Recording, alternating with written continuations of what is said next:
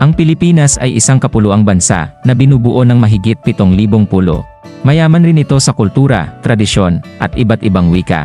At sa paglipas ng panahon, pagsulong ng teknolohiya at modernisasyon, pati na ang paglobo ng populasyon, nasisilang ang mga bagong probinsya o lalawigan.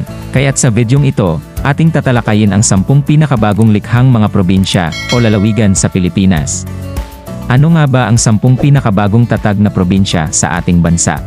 Halika't ating pag-usapan.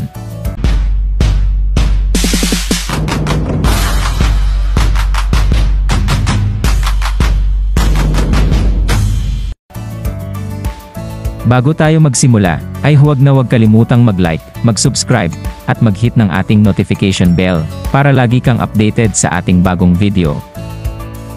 Simulan natin ang ating listahan sa ika-10 pwesto, ang 45 years old na Aurora Province. Ang probinsya ng Aurora ay matatagpuan sa silangang bahagi ng Central Luzon Region, at nakaharap sa Philippine Sea.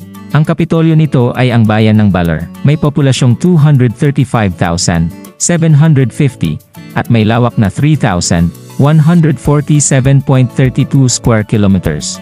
Ito ay itinatag bilang isang opisyal na probinsya noon lamang ika-13 ng Agosto 1979 sa pamamagitan ng Batas Pambansa bilang 7 sa ilalim ng panunungkulan ni Pangulong Ferdinand E. Marcos. Pang-9 sa ating listahan ang 32 years old Sarangani Province. Ang Sarangani Province ay matatagpuan sa Soxcargen Region at nasa pinakadulong timog ng Mindanao Island.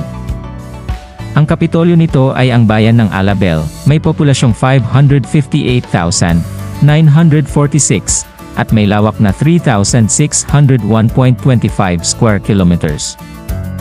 Ito ay idiniklara bilang opisyal na probinsya noong ika-16 ng Marso 1972 sa pamamagitan ng Republic Act No. 7228 na ipinanukala ni Noy Congressman James L. Tiogban sa ilalim ni Pangulong Corazon Aquino. Pang-8 sa pinakabatang probinsya sa Pilipinas ang 32 years old ding lalawigan, ang Island Province of Biliran. Ito ay pang-4 sa pinakamaliit na probinsya sa buong bansa, at matatagpuan sa Eastern Visayas Region.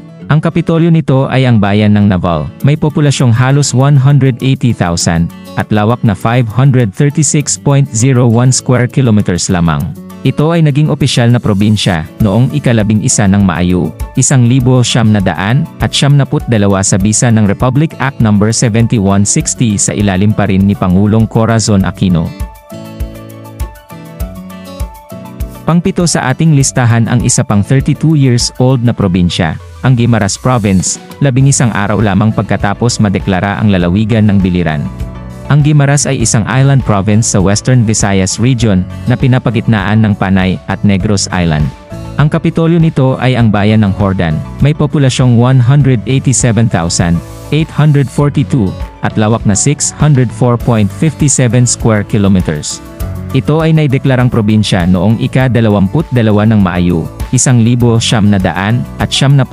sa pamamagitan ng isang plebisito upang ratipikahan ang Section 462 ng Republic Act No. 7160, na siyang naghiwalay ng Guimaras mula sa probinsya ng Iloilo na dati ay sumasakop rito. Pang-6 naman sa pinakabatang probinsya ay ang 28 years old landlocked province ng Apayao. Ang Apayao ay matatagpuan sa Cordillera Administrative Region, at siya ring least densely populated province sa buong Pilipinas. Ang kapitolyo nito ay ang bayan ng Cabugao, may populasyong 124,366, at lawak na 4,413.35 square kilometers. Ito ay naging opisyal na independent province noong ika-14 ng Pebrero, 1975 sa pamamagitan ng Republic Act No. 7878 sa ilalim ng Noy Pangulong Fidel V. Ramos.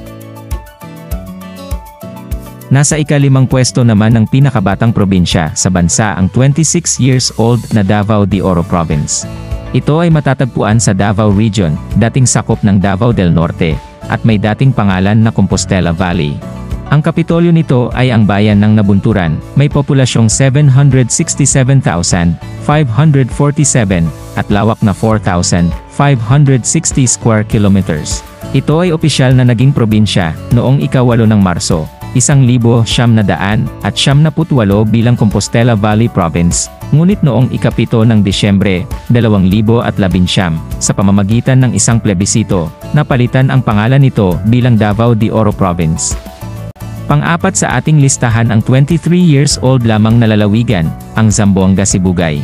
Ang Zamboanga Sibugay ay matatagpuan sa Zamboanga Peninsula Region sa Mindanao at dating sakop ng Zamboanga del Sur. Ang kapitolyo nito ay ang bayan ng Ipil, may populasyong halos 670,000 at lawak na 3,607.75 square kilometers. Ito ay naging opisyal na probinsya noong ika-22 ng Pebrero, 2001 matapos ang isang plebisito kaugnay sa Republic Act No. 8973 na pinirmahan ni Noy Pangulong Joseph Estrada at humiwalay ng probinsyang ito mula sa Zamboanga del Sur.